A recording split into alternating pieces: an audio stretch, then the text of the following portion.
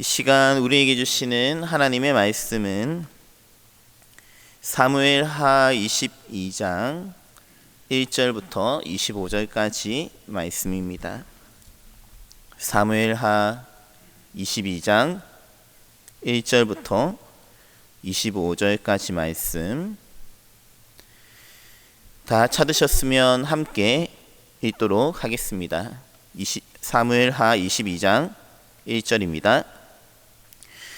여호와께서 다윗을 모든 원수의 손과 사울의 손에서 구원하신 그날에 다윗이 이 노래의 말씀으로 여호와께 아뢰어 이르되, 여호와는 나의 반석이시요 나의 요새시요 나를 위하여 나를 건지시는 자시요 내가 피할 나의 반석의 하나님이시요 나의 방패시요 나의 구원의 뿌리시요 나의 높은 망대시요 그에게 피할 나의 피난처시요 나의 구원자시라. 나를 폭력에서 구원하셨도다. 내가 찬송받으실 여호와께 아뢰리니 내 원수들에게서 구원을 받으리로다. 사망의 물결이 나를 애우고 불의의 창수가 나를 두렵게 하였으며 수월의 줄이 나를 두르고 사망의 올무가 내게 이르렀도다. 내가 환난 중에서 여호와께 아뢰며 나의 하나님께 아뢰었더니 그가 그의 성전에서 내 소리를 들으시며 나의 부르짖음이 그의 귀에 들렸도다. 이에 땅이 진동하고 떨며 하늘의 기초가 요동하고 흔들렸으니 그의 진노로 말미암음이로다. 그의 코에서 연기가 오르고 입에서 불이 나와 사름이여 그 불에 숯이 피었도다. 그가 또 하늘을 들이우고 강림하시니 그의 발 아래는 어두캄캄하였도다. 그룹을 타고 나르시며 바람 날개 위에 나타나셨도다. 그가 흑암 곧 모인 물과 공중의 빽빽한 구름으로 둘린 장막을 삼으시며 그 앞에 있는 광채로 말미암아 숯불이 피었도다. 여호와께서 하늘에서 우레소리를 내시며 지존하신 자가 음성을 내시며 화살을 날려 그들을 흩으시며 번개로 무찌르셨도다. 이럴 때에 여호와의 꾸지람과 콧김으로 말미암아 물밑이 드러나고 세상의 기초가 나타났도다. 그가 위에서 손을 내미사 나를 붙드시며 많은 물에서 나를 건지셨도다. 나를 강한 원수와 미워하는 자에게서 건지셨으며 그들은 나보다 강했기 때문이로다. 그들이 나의 재앙의 날에 내게 이르렀으나 여호와께서 나의 의지가 되셨도다.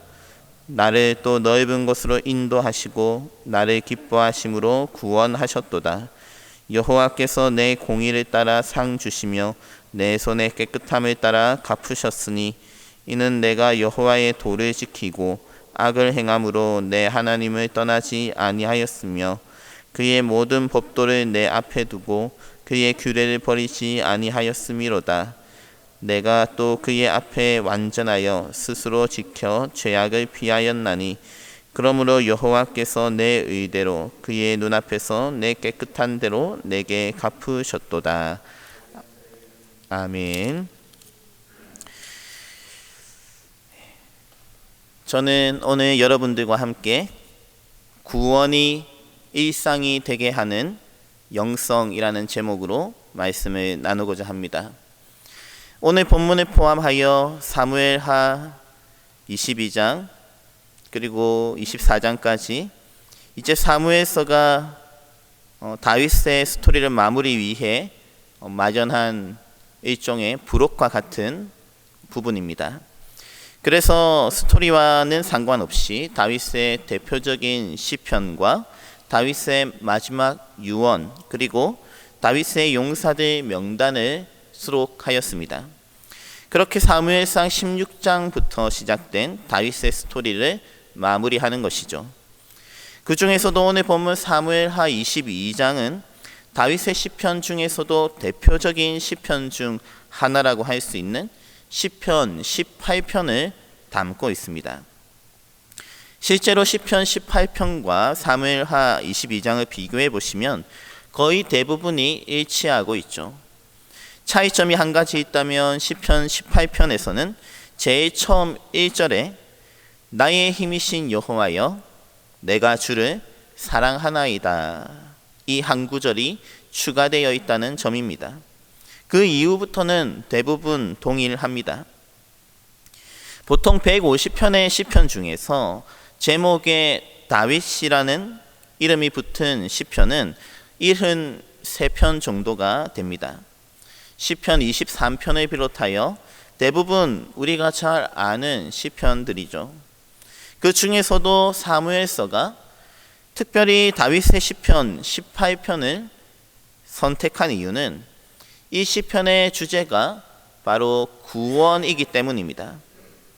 앞에서 계속해서 살펴보았지만 사무엘상의 사울왕을 비롯하여 사무엘 하에서는 압살롬과 세바, 그리고 바로 앞에 등장하는 블레셋과의 전쟁에 이르기까지 다윗은 여러 번 위기를 맞이했죠. 앞서 21장 15절에 블레셋 사람이 다시 이스라엘을 치거늘, 이 블레셋도 대단한 것이 사무엘 시대 때부터 그토록 이스라엘과 많이 싸우고 심지어 다윗 시대 때는 계속해서 패배하기만 했는데도 또다시 끈질기게 나타나는 것입니다. 마치 지금도 죄와 악의 세력이 어디선가 우리 인생에 끼어들고 나타나듯이 말입니다. 그런데 이제는 다윗도 피곤함에 과거에 골리앗을 쓰러뜨리며 활약할 때의 다윗과는 다릅니다. 이제는 누군가의 도움을 받지 않으면 위험할 정도로 약해져 있죠. 사무엘서는 이처럼 다윗을 통해 우리의 인생이 얼마나 보잘것없고 연약한지 보여줍니다. 사무엘서는 다윗이 아니라 이 다윗을 구원하신 하나님께 더욱 주목하고 있죠. 오늘 본문 1절에서도 마찬가지입니다. 여호와께서 다윗을 모든 원수의 손과 사울의 손에서 구원하신 날에, 다윗이 사울을 비롯하여 모든 원수의 손에서 벗어날 수 있었던 것은 다윗의 능력이 아니라 순전히 하나님의 구원하심, 하나님의 능력 때문이었다는 사실을 분명히 선포합니다. 그리고 이어서 다윗이 여호와께 드리는 그 노래의 말씀을 기록하는 것입니다. 특별히 다윗이 구원을 노래하는, 하나님의 구원을 노래하는 시편 18편을 담고 있는 것이죠. 2절에 여호와는 나의 반석이시요 나의 요새시요 나를 위하여 나를 건지시는 자시요. 다윗은 전쟁터를 누빈 군인 출신답게 반석, 요새, 그리고 3절에서도 피할 반석, 방패, 구원의 뿔, 높은 망대, 피난처와 같은 전쟁용어로 하나님을 찬양하고 있습니다. 요새와 방패와 망대와 같이 자신을 지키시며 구원하시는 하나님 말입니다. 그것이 다윗에게는 일상적인 일터이자 삶의 현장이었죠. 그는 요새에 있으면서 눈에 보이는 요새가 아니라 하나님이 진정한 나의 요새이시다. 그는 사울의 피해, 압살롬의 피해 피난처로 가면서 나의 진정한 피난처는 하나님이시다. 눈에 보이는 것을 의지하기보다는 하나님을 의지하기를 소원하며 노래하였습니다. 때때로 그는 바위 틈에 숨어서 지내기도 했습니다. 높은 망대에 오르기도 했고 그렇게 피난처를 찾아 전전긍긍했습니다. 그런데 그 모든 생존의 현장도 결국은 무너지고 떠날 때가 있기 마련이죠. 다윗은 전쟁과 같은 현실 속에서 결국 하나님만이 진정한 요새이시다, 하나님만이 내가 피할 바위이시고 피난처이심을 고백하고 있습니다. 때때로 다윗도 감당할 수 없는 어려움을 당하곤 했습니다. 5절에 사망의 물결이 나를 두르고 불의의 창수가 나를 두렵게 하였으니, 땅 위에서는 그래도 바위와 같이 피할 요새와 피난처를 찾을 수 있습니다. 하지만 물속에서는 그런 것도 아무런 소용이 없죠. 사망의 물결과 불의의 창수에 휩싸이면 아무리 피할 곳을 찾으려 해도 찾을 수 없는 것이 현실입니다. 또한 아무리 허우적거려도 빠져나갈 수 없는 것이 바로 이 거친 물결 속에 휩싸일 때입니다. 물결이 일어나는 방향으로 그저 휩쓸려 갈 수밖에 없는 그런 인생이죠. 우리의 인생이 때때로 그렇게 쓸려가듯이 세상의 파도에 밀려나곤 하는 것이죠. 다윗은 이와 같은 무력감을 6절에 수월의 줄이 나를 두르고 사망의 올무가 내게 이르렀도다 라고 고백합니다. 마치 손발이 묶여 있을 때와 같이 아무리 몸부림쳐도 빠져나갈 수 없는 고통, 그런 아픔이 그에게 있었다고 하죠. 매우 현실적이고 생생한 표현입니다. 올무와 물결 모두 우리의 숨통을 조여오는 듯한 답답함을 잘 담아내는 표현이죠. 때때로 우리는 이 세상 속에서, 이 물결 속에서 마치 숨이 벅차오르듯이 갑갑해하며 허우적거릴 때가 있는 것입니다. 그 속에서 다윗은 7절에 이렇게 고백합니다.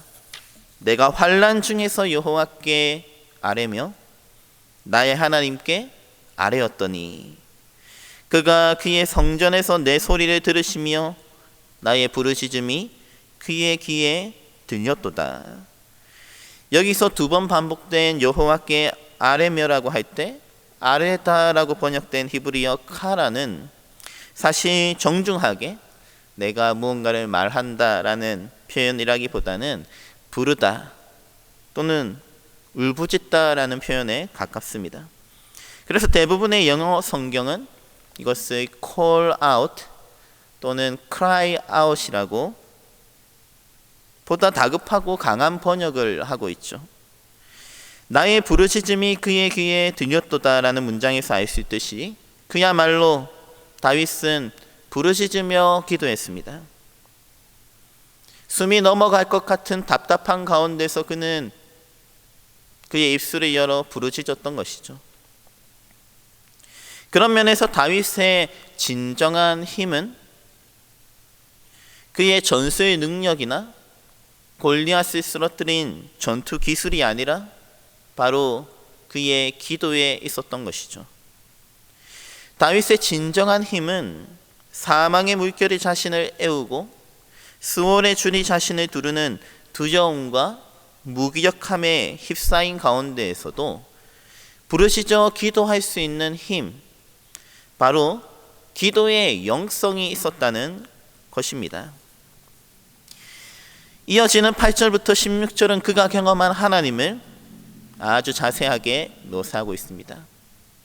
그는 자신의 일상생활 가운데에서 세상의 물결에 휩싸이고 아무것도 움직일 수 없을 정도로 무기력하게 그냥 밧줄에 매여 있는 사람처럼 그런 일상을 살면서도 부르짖어 기도할 때 성전에서, 하나님의 임재가 있는 성전에서 놀랍게 역사하시는 그 하나님을 이제 묘사하는 것이죠.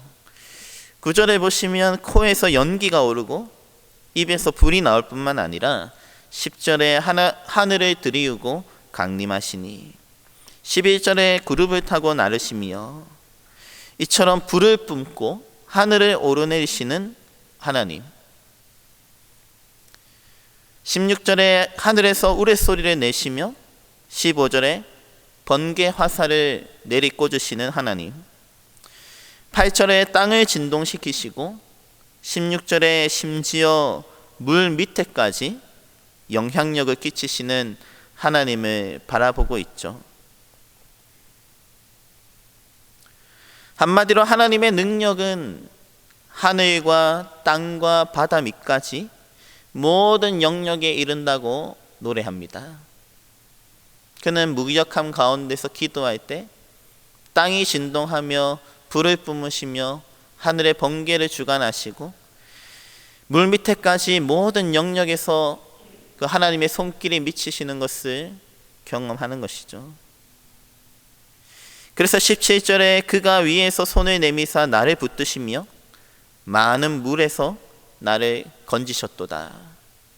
깊은 물 속에 침체되어 있는 자신의 삶을 하나님께서 손을 내밀어서 붙잡아 주시고 끌어올려 주시는 것을 경험하는 것입니다. 이처럼 다윗은 부르짖어 기도하는 가운데 손을 내미시고 붙잡아 건져내시는 하나님, 우리를 깊은 침체에서 건져 올리시는 그 하나님을 경험하는 것이죠. 이처럼 오늘 이 아침에 여러분들과 제가 기도하는 가운데 하나님께서 우리를 애워싸고 올가매고 있는 여러 가지 문제들로부터 우리를 풀어주시고 그분의 손을 내밀어 우리를 붙잡고 또한 많은 물로부터 건져주실 줄로 믿습니다. 기도하는 가운데 하나님께서 건져주시면 그것은 더 이상 문제가 아닌 것입니다. 물론 거대한 바다는 아직도 존재하죠. 하나님께서 다윗의 기도를 들으시면서 바다의 물을 다 없애버리시고 세상의 악한 것들과 세상의 그런 군대들과 그런 것들을 다 없애버리시는 것이 아니라 거기서 건져내 주시는 것을 볼 수 있습니다. 따라서 아직도 세상은 여전히 어둡고 또 깊은 바다와 같이 캄캄할 수 있죠. 그것은 사라지지 않습니다. 하나님의 심판의 때에 이르기까지 하나님께서 계속해서 남겨놓을 것입니다. 나를 올가매던 문제도 언제든 다시 나타날 수 있습니다. 마치 블레셋과 같이 다윗의 노년에 이르러서도 끊임없이 나타나서 다윗을 괴롭히고 다윗의 목숨을 노렸던 그 블레셋과 같이 나를 올가매는 문제, 그것들은 또다시 나타나며 또 다른 누군가를 올가맬 줄로도 올가맬지도 모릅니다. 세상은 여전히 거대하고 복잡해 보이지만 다윗은 하나님께서 건져주시면 우리는 그 문제로부터 벗어날 수 있음을 고백합니다. 그리고 세상을 하나님의 관점에서 새롭게 바라보게 되죠. 18절에 다윗은 하나님께서 자신을 강한 원수와 미워하는 자에게서 건지셨으며, 자신의 약함을 잘 알고 있습니다. 그들이 나보다 더 강했다고 합니다. 골리앗을 쓰러뜨릴 때까지만 해도 자신이 제일 강한 줄로 알았을지 모르겠지만 다윗도 세상을 살다 보니 자신보다 더 강한 자가 많다는 것을 깨닫게 된 것이죠. 하지만 그는 기도했고 하나님께서는 20절에 나를 또 넓은 곳으로 인도하시고 나를 기뻐하심으로 구원하셨도다. 하나님께서 바다를 없애시거나 원수를 사라지게 만들지는 않으셨지만 다윗의 그 문제, 그 사람들로부터 벗어나 더 넓은 곳으로 인도하신다라고 합니다. 하나님은 이처럼 우리가 바라보지 못하는 넓은 곳을 바라보십니다. 그것으로 인도하시고 새로운 가능성을 보게 하는 것이죠. 우리는 우리 인생에 있어서 여러 가지 것들을 바라보지 못할 때가 있을 수 있습니다. 더 좋은 것이 있을 수도 있고 더 좋은 방법이 있을 수 있고 새로운 길을 하나님이 여실 수도 있지만 우리는 여전히 우리를 올가매고 있는 문제에 매여서 그저 앞으로 나아가지 못할 때가 있을 수 있죠. 근데 하나님께 기도할 때 하나님께서는 우리를 더 넓은 곳으로 인도하십니다. 우리가 생각하지 못하고 사람들이 미처 밟지 못한 땅을 주님은 바라보시고 우리를 인도하시는 것이죠. 따라서 다윗은 자신을 올가매는 문제들로부터 벗어나 21절부터 25절까지 하나님의 말씀을 붙잡고 제 악과 그 죄로부터 자신을 지키는 데 포커스를 맞추고 있습니다. 단순히 구원받은 것을 넘어 그의 삶이 변하고 있죠.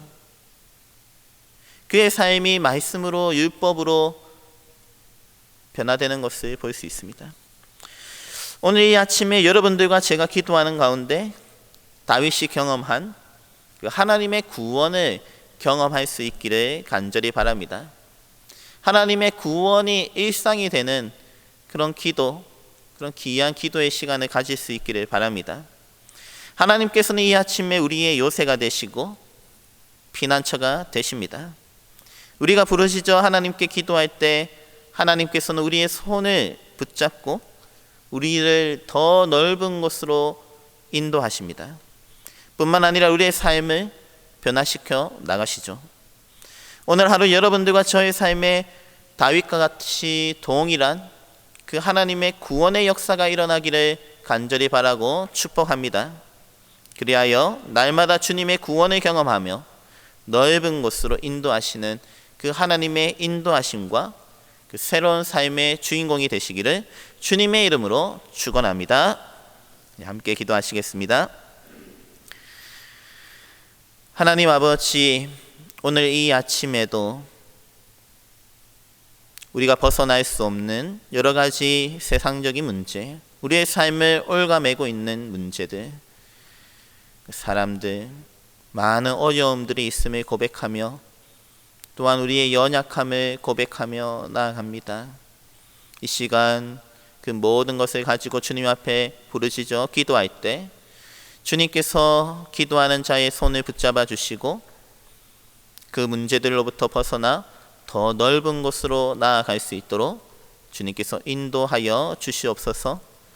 하나님께서 인도하시며 바라보게 하시는 것을 보게 하여 주시고 그렇게 한 걸음 더 전진하며 구원이 일상이 되는 놀라운 하나님의 은혜를 경험하는 복된 하루가 되게 하여 주시옵소서. 오늘 또 우리의 가정과 또 우리의 직장과 사업장과 우리의 삶의 현장과 일상 가운데 주님이 살아서 역사하심을 믿으며 그것을 고백하며 이 모든 것에 감사드리며 예수님의 이름으로 기도하옵나이다. 아멘.